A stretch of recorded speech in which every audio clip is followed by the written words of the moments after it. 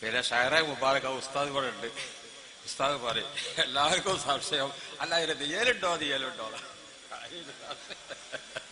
അത് ഞങ്ങള് ഉസ്താദ് പരിശോധിച്ച്, ഞങ്ങൾ ഉസ്താദെ കുറച്ച് ആളുകൾ കൂടി കാട് പരിശോധിച്ച് നീയലുണ്ടോ നോക്കുമ്പോ നീയലില്ല. നിങ്ങൾ ധൈര്യസമേതം പറഞ്ഞോളി. എല്ലാവർക്കും സംശയം, അല്ല അതിന് നീയലുണ്ടോ അത് ഞങ്ങള് ഉസ്താദ് പരിശോധിച്ച്, ഞങ്ങൾ ഉസ്താദെ കുറച്ച് ആളുകൾ കൂടി കാട് പരിശോധിച്ച് നീയലുണ്ടോ നോക്കുമ്പോ നീയലില്ല. നിങ്ങൾ ധൈര്യസമേതം പറഞ്ഞോളി. അതിൽ നിങ്ങൾ ഏതാക്കണ്ട, പേടിച്ചൊന്നും വേണ്ട. നമ്മൾ പറഞ്ഞതിനെന്താ, നമ്മൾ ആദ്യമേ പറഞ്ഞതാ എന്ത്, ഈ സനദ് കഥ, നേരത്തെ സനദിന്റെ കാര്യം പറഞ്ഞു. ബഹുമാനപ്പെട്ട ഹാക്കിം അബൂ അബ്ദുല്ലാഹി നിസാബൂരി റഹ്മഹുല്ലാഹ് പറഞ്ഞു, വഇദാ ജാഅ ദിക്റുൽ ഫളാഇൽ, ഫളീലത്തുകളായ കാര്യം സംബന്ധിച്ചുള്ള പരാമർശം വന്നാൽ സഹൽന ഹാക്കഥ, കൈ ഇങ്ങനെ പിടിച്ചിട്ട് പറഞ്ഞു നമ്മൾ ഇങ്ങനെ തസീലാക്കുക, പ്രശ്നാക്കൂല. വഇദാ ജാഅ ദിക്റു അഹ്കാമിൻ, ഹുക്കുമുകളെ സംബന്ധിച്ചുള്ള പരാമർശം വന്നാൽ ശദ്ദന ഹാക്കഥ, ഇങ്ങനെ നമ്മൾ കർശനമാക്കും. എന്താണ് അബൂ ഹാറ്റിം നിസാബൂരി പറഞ്ഞത്? ഒരു നല്ല കാര്യമാണ്, അത് അനുസരിച്ച് നിന്നാൽ നമുക്ക് കൂലി കിട്ടും. ഇങ്ങനത്തെ ഒരു കാര്യമാണെങ്കിൽ അവിടെ സനത് നോക്കേണ്ടതില്ല, അത് തസ്ഹീലാക്കുന്നത്. അവിടെ സനദിനെ കുറിച്ച് അന്വേഷണം നടത്തൂല. അതേ സ്ഥാനത്ത് അഹ്കാമ്, ഒരു കാര്യം ഹറാമാണ് അല്ലെങ്കിൽ ഹലാലാണ് എന്ന് കുറിക്കുന്ന ഒരു ഹദീസ് വന്നെങ്കിൽ അത് ഹറാമ ഹലാലിനെ കുറിക്കുന്ന ഒരു ഹുക്കുമാണ്. ഒരു ഹുക്കുമ തീരുമാനിക്കാനുള്ള ഹദീസുകൾ ശക്തിയുള്ള ഹദീസായിരിക്കണം. അപ്പൊ നമ്മൾ ഇതിന്റെ സനത് പരിശോധിക്കും. ഇതാണ് നമ്മുടെ പ്രമാണം, ഇത് നമ്മുടെ ഉസൂലാണ്. അപ്പൊ നമ്മള് ഹബീബായ നബി സല്ലല്ലാഹു അലൈഹി വസല്ലം തങ്ങളുടെ മുടി, റസൂലുള്ളാഹിനെ കൊണ്ട് ചേർക്കപ്പെട്ടൊരു മുടി നമ്മളിലേക്ക് എത്തിക്കഴിഞ്ഞാൽ അത് വിശ്വസിക്കുന്ന ആളുകൾക്ക് അതുകൊണ്ടുള്ള തബറുക്ക് എടുക്കാം, ബറക്കത്തെടുക്കാം. അതിലൂടെ ഇവിടെ ഒരു ശറയ്യായ ഹുക്മ ഏർപ്പെടുത്തുന്ന വിഷയം ഇവിടെ വരുന്നില്ല. അതുകൊണ്ട് സനദിന്റെ പ്രശ്നം വരുന്നില്ല.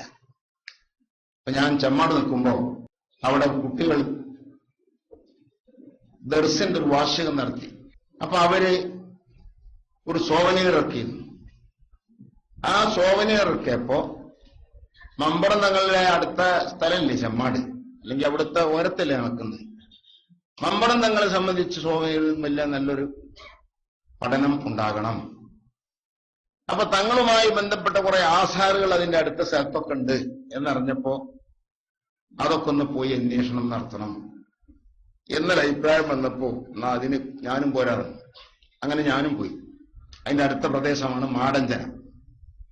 മാടഞ്ചന ചെന്നപ്പോ ആദ്യം പഴയ ആളുകളോട് ചോദിച്ചപ്പോ ചില വീട്ടിലൊക്കെ, ഒരു വീട്ടിൽ നോക്കുമ്പോ അവിടുത്തെ ചെരുപ്പുണ്ട്, വേറൊരു വീട്ടിൽ നോക്കുമ്പോ അവിടുത്തെ തലയെക്കെട്ടുണ്ട്, വേറെ വീട്ടിൽ നോക്കുമ്പോ കസേരണ്ട്, അവിടെ ഇരുന്ന കസേര, പഴയ കസേര. അപ്പൊ ഞാൻ പറയുന്നത് ഇതൊക്കെ കാണാൻ പോയി. അപ്പൊ കസേര കാണാൻ ചെന്നപ്പോ ആ വീട്ടുകാരാണ് ഇത് കൊടുന്ന് വെച്ചെന്നു. വീട്ടിന്റെ ഉള്ളിൽ സൂക്ഷിച്ചു വെച്ചിരിക്കാം. അവിടുന്ന് തുറന്നൊരു പ്രത്യേക റൂമാണ്. അവിടെ വലിയ മഹത്വത്തോടെ ബഹുമാനത്തോടെയൊക്കെ അവർ കൈകാര്യം ചെയ്യുന്നത്. ഹൈന്നുള്ള പെണ്ണുങ്ങളൊന്നും അതിലേക്ക് കയറൂല. അങ്ങനത്തെ ഒരു വീടാണ്, വേറെ ഒരു റൂമാണ്. അത് കൊടുന്നേ വെച്ചെന്നു. ഇതെന്നോട് പറഞ്ഞ ഉസ്താദ് വേണമെങ്കിൽ ഇരുന്നോളിയാണ്. അപ്പൊ ഞാൻ പറഞ്ഞ ഇരിക്കണില്ല, അമ്പർത്ത പാപ്പ ഇരുന്ന കസേരല്ല, അവിടെ അമ്മക്ക് ഇരിക്കാൻ പറ്റൂല, ഇരുന്നില്ല. അപ്പൊ അയാളൊരു കഥ പറഞ്ഞു. ബഹുമാനപ്പെട്ട കുത്തുബി ഇവിടെ കാണാൻ വന്നു. അന്ന് എന്റെ ചെറുപ്പത്തിൽ എന്റെ വാപ്പുണ്ട്, വാപ്പയാണ് കസേര കൊടുന്നു കൊടുത്തത്. അപ്പൊ ഉസ്താദ് പറഞ്ഞ പോലെ കുത്തുബി പറഞ്ഞു, അവിടുന്ന് ഇരുന്ന സ്ഥലത്ത് നമുക്ക് ഇരിക്കാൻ പറ്റൂല, ഇരിക്കണില്ല. എന്നിട്ട് കുത്തുബി തന്നെ ആ ഇരുന്ന ഇരിപ്പിടം ചുംബിച്ചു.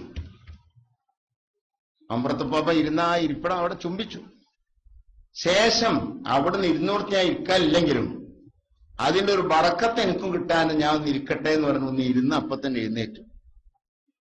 ഈ കഥ എന്നോട് പറഞ്ഞപ്പോ അപ്പൊ അതുപോലെ ഞാനും ഇത് ചെയ്തു. ഞാൻ പറയണത്, ഞാൻ ചെന്നപാട് എന്തെല്ലാം അന്വേഷിച്ച് ഇതിന് സനതല്ല. ചെന്നൈക്ക് തന്നെ ഈ കസേര മൂപ്പര പുറത്ത് പാപ്പാന്റെ കാലത്തുള്ളതാ നിന്റെ സനതെന്താ? നിങ്ങൾക്ക് ഓടുന്നത് കിട്ടി, നിങ്ങളോട് ആരേത് പറഞ്ഞു? അയാളോട് ആരെ പറഞ്ഞു 200 കൊല്ലം മുമ്പായി സംഭവം, നമ്മൾ ചെയ്തില്ല, അത് ചെയ്യൂല, അത് ചെയ്യാനായിട്ട് ശൈലിപ്പെട്ടതുമല്ല. ഒരുപാട് സ്ഥലത്ത് ഇങ്ങനത്തെ ആസാറുകളുണ്ട്. ഈ നിലപാടാണ് ബഹുമാനപ്പെട്ട സുലൈമാൻ ഉസ്താദും ഞാനും ഒക്കെ നേരത്തെ തന്നെ പറഞ്ഞത്. അതുകൊണ്ട് അതിന്റെ സനതുമായി ബന്ധപ്പെട്ട് നമ്മളൊരു ചർബിത ശ്രവണം നടത്തേണ്ട ആവശ്യമില്ല. അതൊക്കെ ഒരു പക്ഷേ സൂലതമായി മാറും. ഹബീബായ നബി സല്ലല്ലാഹു അലൈഹി വസല്ലം തങ്ങളോട് നമ്മള് അതുകൊണ്ട് നിൽക്കുന്നതിനൊരു തടസ്സമായി മാറും. അതുകൊണ്ട് നമ്മളെ ചർച്ചക്കൊന്നും നിൽക്കണ്ട.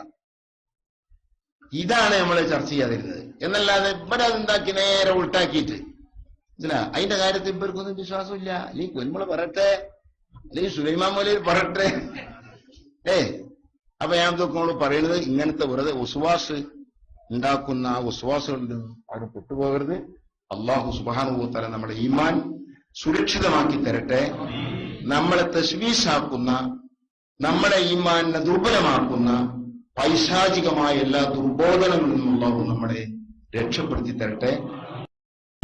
ബഹുമാനം തോന്നുന്നില്ല, അംഗീകാരം തോന്നുന്നില്ല, പോണ്ട, ബഹുമാനിക്കണ്ട, സ്നേഹിക്കണ്ട, അവിടെ വെള്ളം കുടിക്കാനും പോണ്ട, ഖലാസ്. പക്ഷേ ഇങ്ങനെയുള്ള പാരമ്പര്യത്തിൽ വന്ന് വിശ്വസ്തരെന്ന് പറയപ്പെടുന്ന വ്യക്തികളിൽ നിന്ന് ലഭിച്ചതായതുകൊണ്ട് അതിനെ പരിഹസിക്കാനോ കുറ്റം പറയാനോ കളിയാക്കാനോ പാടില്ല. അത് നമ്മളെ ഈമാനിനെ ബാധിക്കും. അല്ലാഹു തആല കാത്തുരക്ഷിക്കട്ടെ. അപ്പോ വിശ്വാസമുള്ളവർ പോയാൽ മതി. അവർക്ക് അതിന്റെ എല്ലാ ഗുണവും കിട്ടും, ബർക്കത്ത് കിട്ടും, ആദരവുണ്ടാവും, ഒക്കെ ഉണ്ടാവും. വിശ്വാസമില്ലാത്തവർ പോകണ്ട, വെള്ളം കുടിക്കാൻ വേണ്ട, അംഗീകരിക്കണ്ട. പക്ഷേ കളിയാക്കാൻ, അവഹേളിക്കാൻ, പരിഹസിക്കാൻ, കുറ്റം പറയാൻ മുഅ്മിനീങ്ങൾക്ക് പാടില്ല. തിരുനബി സല്ലല്ലാഹു അലൈഹി വസല്ലമ തങ്ങളുടെ തിരുശേഷിപ്പുകളെ പൂർവികരായ മുൻഗാമികൾ സമീപിച്ച രീതി, ഉലമാക്കളും മുൻഗാമികളും സമീപിച്ച രീതി ഈ പറഞ്ഞ പരീക്ഷണത്തിന്റെ രീതി അല്ല. അള്ളാഹുവിനെയും റസൂലിനെയും പരീക്ഷിക്കുക എന്നത് ഇബ്ലീസിന്റെ തരീഖാണ് എന്നാണ് ബഹുമാനപ്പെട്ട ഈസാ നബി അലൈഹിസ്സലാം പഠിപ്പിച്ചത്. ഈസാ നബി അലൈഹിസ്സലാം സിയാഹത്തിന്റെ സമയത്ത് വലിയൊരു മലയുടെ മുകളിൽ ഇബാദത്ത് ചെയ്തുകൊണ്ടിരിക്കുമ്പോൾ ഇബ്ലീസ് പ്രത്യക്ഷപ്പെട്ടുകൊണ്ട് പറഞ്ഞു, അല്ല മസീഹ് തങ്ങളെ, എല്ലാം അള്ളാഹുവിന്റെ ഖളാഉം ഖദറും അനുസരിച്ച് മാത്രമേ വരൂ. അങ്ങനെയല്ല, അങ്ങനെ വരൂ. അള്ളാഹു ഖളാ ആക്കാത്ത, ഖദറാക്കാത്ത ഒരു കാര്യവും നടക്കൂലല്ലോ. ഇല്ല, നടക്കൂല. ഞങ്ങളൊരു കാര്യം ചെയ്യും, ഈ മലന്റെ മുകളിൽ കീപ്പട്ടാട് ചാടി അള്ളങ്ങൾ മരിക്കാനും പരിക്കേൽക്കാനും ഖളാക്കിയെങ്കിൽ എന്തായാലും നിങ്ങൾക്ക് പറ്റും. ചാടിയാലും പറ്റും, ചാടിയില്ലാനും പറ്റും. ഇല്ല, അള്ളങ്ങൾക്കൊന്നും പറ്റാ ഖളാക്കിയിട്ടില്ല, ഒട്ടിക്കോളി. നിങ്ങൾ പറഞ്ഞാൽ ചാടിയാൽ നിങ്ങൾക്ക് ഒരു വസ്തും പറ്റൂല. നിങ്ങളൊന്ന് ചാടിയാണിയാർ. ഒരു പരീക്ഷണമാണിത്.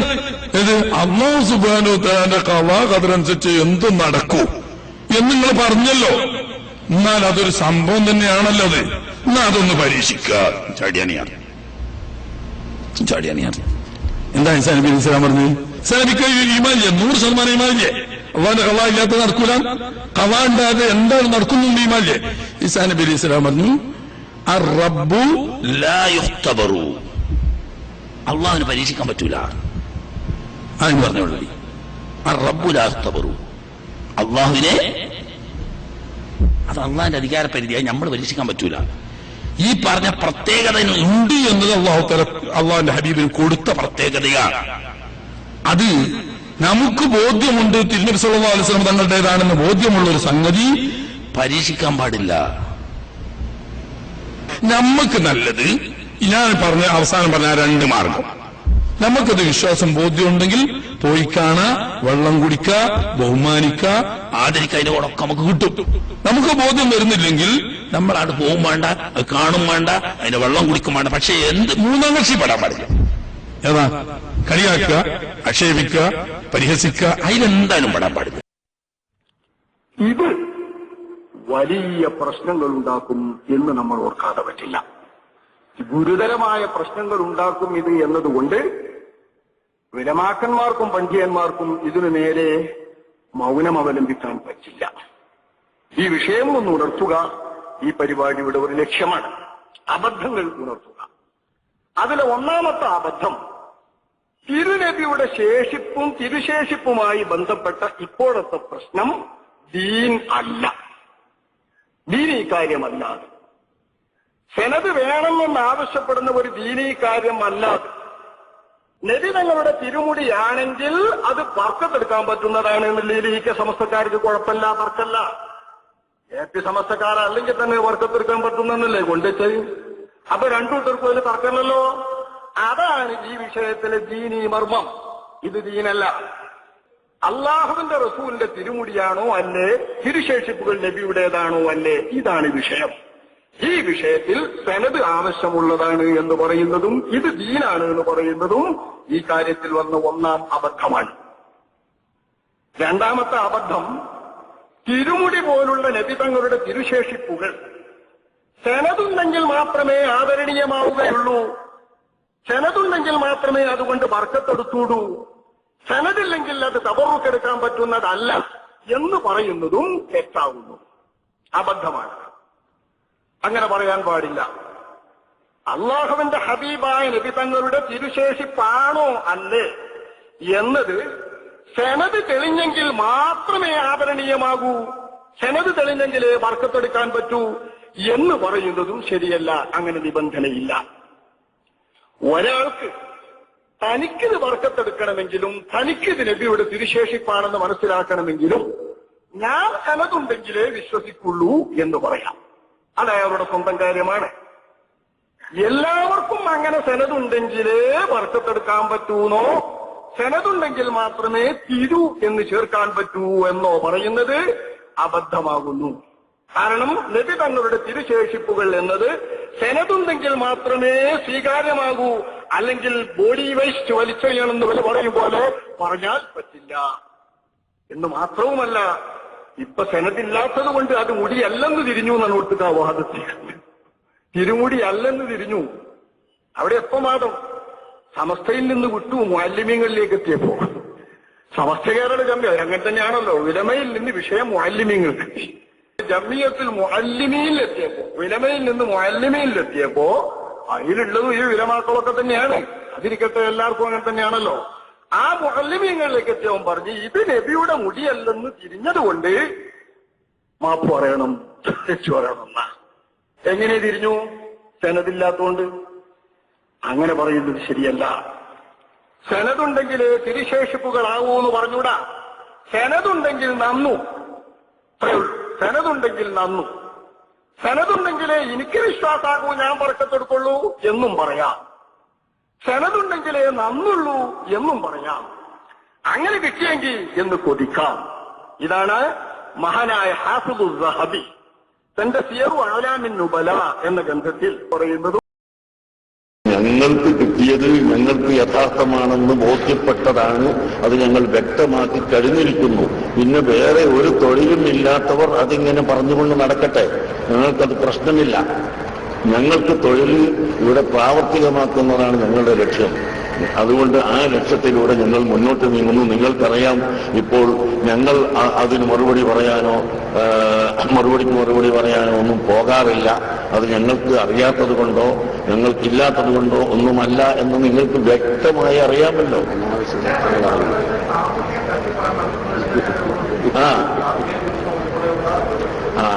അതല്ല, അപ്പൊ അതുകൊണ്ട് തന്നെ നിങ്ങൾക്ക് മനസ്സിലായി അവർ പറയുന്നത് ശരിയല്ല എന്ന്. സാമ്പത്തിക ചൂഷണം എന്ന് പറഞ്ഞാൽ എന്താണ്? 35 വർഷമായി ഞങ്ങളിവിടെ ജനങ്ങളോട് ഡൊണേഷൻ പിരിച്ച്, സംഭാവന പിരിച്ച് ഇവിടെ പ്രാക്ടിക്കലായി ഭൗതിക വിദ്യാഭ്യാസം നൽകുന്ന സ്ഥാപനങ്ങളും അതിനോട് ബന്ധപ്പെട്ട സ്ഥാപനങ്ങളും റിലീഫ് പ്രവർത്തനങ്ങളും നടത്തിക്കൊണ്ടിരിക്കുകയാണ്. ഒരു ഉറുപ്പിക പോലും തെറ്റായ നിലക്ക് സമ്പാദിച്ചു എന്ന് തെളിയിക്കാൻ ഒരു കക്ഷിക്കും ഇന്ന് വരെ സാധിച്ചിട്ടില്ല, ഇനി സാധിക്കുകയും ഇല്ല.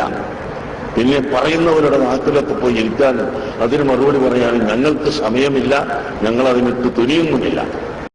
ഞങ്ങൾക്ക് കിട്ടിയത് ഞങ്ങൾ വളരെ വ്യക്തമായ രേഖയോടുകൂടി കിട്ടിയതാണ്. കത്തിച്ചാൽ കത്തുകയില്ലെന്നത് തീർച്ച, പക്ഷേ അത് കത്തിച്ചു നോക്കാൻ പാടില്ലെന്നാണ് ഞങ്ങൾ ശ്രദ്ധിച്ചിട്ടുള്ളത്. കത്തിച്ചു നോക്കാൻ ഒരിക്കലും പാടില്ല. അങ്ങനെ കത്തിച്ചു നോക്കി പരിശോധിക്കണമെന്ന് ഇസ്ലാം കൽപ്പിച്ചിട്ടുമില്ല. പ്രവാചകന്റെ കാലത്തും അതിന് ശേഷവും അത് കത്തിച്ചു നോക്കിയല്ല, വിശ്വസ്തരായ ആളുകളിലൂടെ ലഭിച്ചു എന്നതാണ് അതിന്റെ രേഖ. അത് ഞങ്ങൾക്ക് ലഭിച്ചിട്ടുണ്ട്. നിങ്ങളോട് നിങ്ങൾക്ക് പറയാനുള്ളത്, ദയവായി പറയാനുള്ളത്, നമ്മളെ നല്ല പ്രവർത്തനത്തിന് നിങ്ങൾ സഹായിക്കുക. ഇവിടെ ഞങ്ങൾ ഈ കേരളത്തിൽ മാത്രമല്ല ഇന്ത്യ രാജ്യം മുഴുവനും ലക്ഷക്കണക്കിന് വിദ്യാർത്ഥികളെ പഠിപ്പിക്കുന്ന മതസ്ഥാപനങ്ങളും അതുപോലെ അവർക്ക് വീട് നിർമ്മാണം, കിണർ, വിദ്യാഭ്യാസം ഇതെല്ലാം ചെയ്തുകൊണ്ടിരിക്കുകയാണ്. അത് നിങ്ങളുടെ പോലെയുള്ള ആ വാർത്താ മാധ്യമങ്ങളുടെ, പത്രങ്ങളുടെ എല്ലാവരുടെ സഹായം കൊണ്ടാണ് അത് വിപുലീകരിച്ചിട്ടുള്ളത്. ഇനിയും നിങ്ങളുടെ സഹായം അതിലേക്ക് ഉണ്ടാവണം.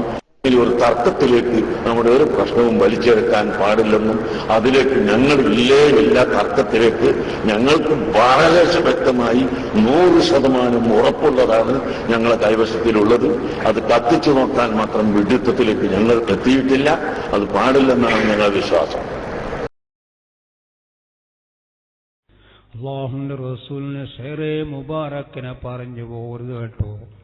തീർച്ചയായും ഒരു ഖത്തീബിനെയും ഒരു തങ്ങളെയും ഒരു മുദരിസിനെയും അല്ലാഹു വിടൂല കേട്ടോ. സംശയിക്കേണ്ട കാര്യമില്ല, സംശയത്തിന് വയ്യില്ല.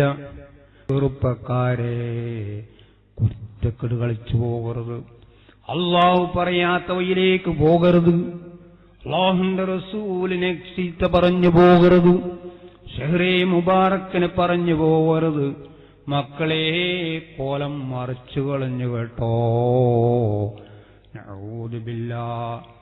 മാമാരെ വളരെ സൂക്ഷിക്കണം കേട്ടോ.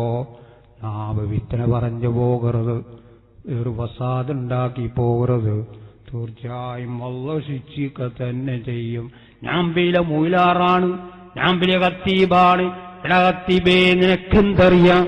നിനക്കെന്താണ് ഇതിൽ ഉള്ളത്? വളരെ സൂക്ഷിക്കണം കേട്ടോ. ഹബീബിനെ പറഞ്ഞു പോകരുത്, ഹബീബിന്റെ ഷെയറെ മുബാറക്കിനെ പറഞ്ഞു പോകരുത്. തീർച്ചയായും കണ്ണുള്ളവർക്ക് കാണകട്ടോ, സൂക്ഷിക്കണം. അതാ മക്കളെ, ചെറിയ ചെറുപ്പക്കാരനാണ്. റഹ്മാനായ റബ്ബേ, എന്താണ് മക്കളെ, അതാ ജമാഅത്തിന്റെ സെക്രട്ടറിയാണ് കേട്ടോ. ജമാഅത്തിന്റെ പ്രസിഡന്റാണ് പറഞ്ഞതുകൊണ്ടോ, അല്ല സെക്രട്ടറി എന്ന് പറഞ്ഞതുകൊണ്ടോ, അല്ല ഭാരവാഹി എന്ന് പറഞ്ഞതുകൊണ്ടോ ഒന്നും ഇവിടെ രക്ഷപ്പെടൂല കേട്ടോ. അതാ ഷെറേ മുബാറക്കിനെ പറഞ്ഞതിന്റെ പേരിൽ ഒരാഴ്ച അതാ കോയിനെ എങ്ങനെ അറുത്തു അന്നലക്ക് പടച്ച് മരിച്ചതുപോലെ മരിച്ചു കഴിഞ്ഞു മക്കളെ, മരിച്ചു കഴിഞ്ഞു കേട്ടോ. ഉമ്മാമാരെ, നിങ്ങളൊന്നിന്റെ പിന്നിൽ പോകരുത് കേട്ടോ. അല്ലാഹുവിനെ ഭയപ്പെട്ടു കൊള്ളണം, വളരെ സൂക്ഷിച്ചു കൊള്ളണം മക്കളെ. ആഖിബത്ത് അല്ലാഹുവിന്റെ കയ്യിലാണ്. മരിക്കുന്ന സമയത്ത് മക്കളെ നിങ്ങളൊന്നും ആലോചിക്കണം കേട്ടോ. ഇത് കൂറത്തങ്ങളാണെന്ന് പറഞ്ഞിട്ട് കാര്യമില്ല. തീർച്ചയായും തങ്ങൾ എതിര് പ്രവർത്തിച്ചാൽ തങ്ങളെയും അല്ലാഹു ശിക്ഷിക്കും, സംശയത്തിന് വയ്യില്ല. കൊണ്ട് വളരെ സൂക്ഷിക്കണം. എന്റെ സ്വന്തം ശരീരത്തിനോടും നിങ്ങളോടാണ് ഞാൻ പറയുന്നത് കേട്ടോ. ഒന്നിന്റെ പിന്നിൽ പോകരുത് മക്കളെ. ചെറുപ്പക്കാരെ, നിങ്ങൾ ദീമുറിയെ പിടിച്ചുകൊള്ളണം കേട്ടോ. എന്നെയും നിങ്ങളെയും സൃഷ്ടിച്ചത് അല്ലാഹുവിനെ ഇബാദത്തെടുക്കാൻ വേണ്ടിയാണ്, എന്നല്ലാതെ പാർട്ടികൾ ഉണ്ടാക്കാനോ അല്ലെങ്കിൽ ചീത്ത പറയാനോ അല്ല ഹബീബിനെ കുറ്റം പറയാനോ അല്ലെങ്കിൽ സയ്യിദന്മാരെ ചീത്ത പറയാനോ അല്ല ഉമ്മവാപ്പാമാരെ ചീത്ത പറയാനോ ഒന്നുമല്ല കേട്ടോ മക്കളെ. അല്ലാഹുവിനെ ഇബാദത്തെടുക്കാൻ വേണ്ടിയാണ്. വളരെ ആലോചിക്കണം കേട്ടോ. എന്താണ് മക്കളെ കാണുന്നത്? അതാ തമ്മാടിത്തരം ചെയ്തതിന്റെ പേരിൽ അല്ലാഹുവിനെ ഭയപ്പെടാതെ എന്തും ചെയ്യാമെന്ന് തോന്നിയെങ്കിൽ തീർച്ചയായും നഷ്ടപ്പെട്ടവന് തന്നെയാണ് കേട്ടോ. ഉമ്മാമാരെ, നിങ്ങൾ അല്ലാഹുവിനെ ഭയപ്പെട്ടുകൊള്ളണം കേട്ടോ. ഒന്നിന്റെ പിന്നിലും നിങ്ങൾ പോകരുത്. ഒരു മക്കളെ ഹബീബിനൊപ്പം കുറ്റം പറയുന്ന ഒരു മുദരിസിന്റെ പിന്നിലും പോകരുത്, ഒരു തങ്ങളെ പിന്നിലും പോകരുത് മക്കളെ. ആഖിബത്ത് നഷ്ടപ്പെട്ടു പോകും കേട്ടോ. ഒരു ഖത്തീബും വരൂല, ഒരു മുദരിസും വരൂല, ഒരു തങ്ങളും വരൂല കേട്ടോ. അവരവരെ ഖബറിൽ അവർ തന്നെയാണ് കേട്ടോ. ഒന്ന് അല്പം ആലോചിക്കണം മക്കളെ.